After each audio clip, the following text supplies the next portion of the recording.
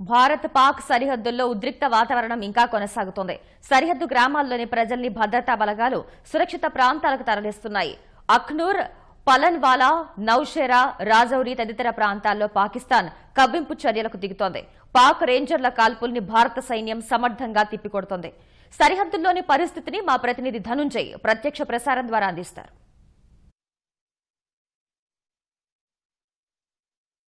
శ్వేత, Indo Pak సరిహద్దుల్లో ఇంకా పాక్ కవ్వింపు చర్యలకు పాల్పడుతూనే ఉంది.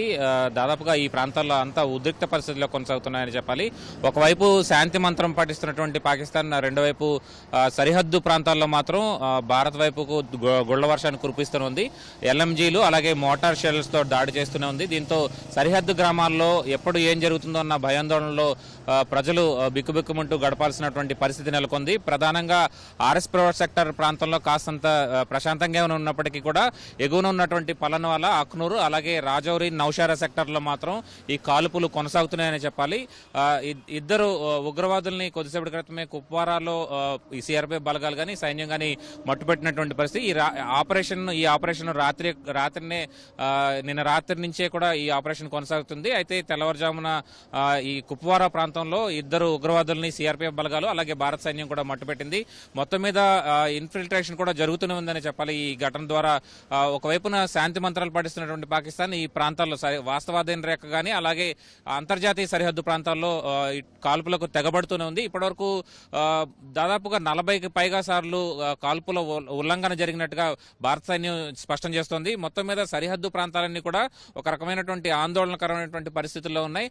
అయితే జమ్మూ సెక్టర్లో ఉన్నటువంటి ఆర్ఎస్పురా కానీ అలాగే తదితర ఇతర ప్రాంతాల్లో ఎగువ ఉన్నటువంటి అన్ని అంతర్జాతీయ సరిహద్దు ప్రాంతాల్లో కూడా సురక్షిత ప్రాంతాలకి అక్కడ ఉన్నటువంటి స్థానిక గ్రామ ప్రజలను తరలించేందుకు బీఎస్ఎఫ్ కానీ అటు సైన్యం కూడా ప్రయత్నిస్తూనే ఉన్నాయి. అయితే కొన్ని చోట్ల మాత్రం అఖ్నూరు తదితర సెక్టార్లో, ఆర్ఎస్పురా సెక్టార్లో వారందరినీ కూడా బంకర్లో తలదాల్చుకోవాల్సిందిగా ఇప్పటికే సైన్యం సూచించింది. కొంతమంది గ్రామస్తులు బాగా సమీపంగా అంతర్జాతీయ సరిహద్దుకు సమీపంగా ఉన్న వారిని మాత్రం బంకర్లో తలదాచుకునేలాగా చేశారు. అలాగే 1 నుంచి 2 కిలోమీటర్ల దూరంలో సురక్షిత ప్రాంతాలకు కూడా తరలించారు. ఇప్పటికే సరిహద్దు ప్రాంతాల్లో ఉన్నటువంటి పాఠశాలలకు పూర్తిగా సెలవులు ప్రకటించారు. పూర్తిగా ప్రశాంత వాతావరణం నెలకొనే వరకు కూడా పాఠశాలని కూడా మూసివేసి ఉంచాల్సిందిగా ప్రభుత్వం ఆదేశించింది. జమ్మూ కాశ్మీర్ ప్రభుత్వం ఆర్ఎస్పురా సెక్టర్ నుంచి ఎగువన ఉన్నటువంటి నౌషేరా, రాజౌరి వరకు కూడా ఇదే పరిస్థితి కొనసాగుతుంది. అలాగే ప్రత్యేకించి ఆసుపత్రి భవనాలపై కూడా ముందస్తు జాగ్రత్త చర్యగా రెడ్ క్రాస్ ను కూడా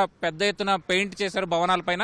ఈ విధంగా మొత్తం మీద ముందస్తు జాగ్రత్త చర్యలు ఇక్కడ ప్రభుత్వం తీసుకున్నప్పటికీ కూడా ఒక రకమైనటువంటి భయాందోళనకరమైనటువంటి వాతావరణం ఇంకా సరిహద్దు వెంబడి కొనసాగుతుందనే చెప్పాలి. ఎప్పుడు పాకిస్తాన్ సరిహద్దు నుంచి మోటార్లు కానీ అలాగే షెల్స్ తో దాడి చేస్తారు, లేకపోతే ఎల్ఎంజీ గన్లతోటి కాల్పులు పాక్ రేంజర్లు చేస్తూనే ఉన్నారు. ఇప్పటిదాకా దాదాపుగా 40కి పైగా సార్లు ఈ కాల్పుల ఉల్లంఘనకు పాల్పడినట్టుగా భారత సైన్యం అయితే చెప్తోంది. మొత్తం మీద సురక్షిత ప్రాంతాలకు తరలించే ప్రయత్నం ఒకవైపు, అలాగే పూర్తిగా జమ్మూ కాశ్మీర్ వ్యాలీలో కానీ అలాగే జమ్మూలో ఉన్నటువంటి అన్ని ప్రాంతాలను కూడా సైన్యం అలాగే భద్రతా బలగాలు పూర్తిగా తమ ఆధీనంలోకి తెచ్చుకున్నాయని చెప్పాలి.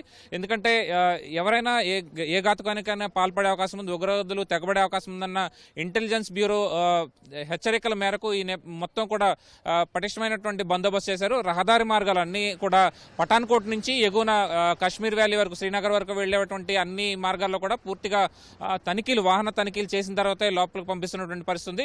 జమ్మూ నుంచి శ్రీనగర్కు వెళ్లే రహదారి పూర్తిగా నిన్నటి వరకు కూడా పూర్తిగా నిలిపివేశారు. అయితే ఇవాళ తేలికపాటి వాహనాలను పంపిస్తామని చెప్పి కూడా ప్రభుత్వం చెబుతోంది. అలాగే భద్రతా బలగాలు చెప్తున్నాయి. ఎందుకంటే ఒకవైపు మంచు పడడం, రెండో వైపు ఉగ్రవాదులు బెడద అలాగే పాకిస్తాన్ వైపు నుంచి కవ్వింపు చర్యలు ఉండడంతో ఈ మార్గాన్ని పూర్తిగా నిలిపివేశారు. అయితే తేలికపాటి వాహనాలను పంపించేందుకు మాత్రం ఇవాటి నుంచి ప్రయత్నం చేస్తామని చెప్తున్నారు. మొత్తం మీద నిన్నటి వరకు ఈ శ్రీనగర్ జమ్మూ జాతీయ రహదారిని నిలిపివేయడంతో వేలాది మంది కశ్మీరీ లోయకు చెందినటువంటి కుల్గామ్ అలాగే కుప్వారా అనంతనాగ్ తదితర ప్రాంతాలకు చెందినటువంటి చాలా మంది ప్రజలు ఆర్టీసీ బస్టాండ్లోనే తలదాచుకోవాల్సినటువంటి పరిస్థితి ఉంది. దాదాపు 1000 మంది అక్కడే చిక్కుపోయినటువంటి పరిస్థితి ఉంది. అలాగే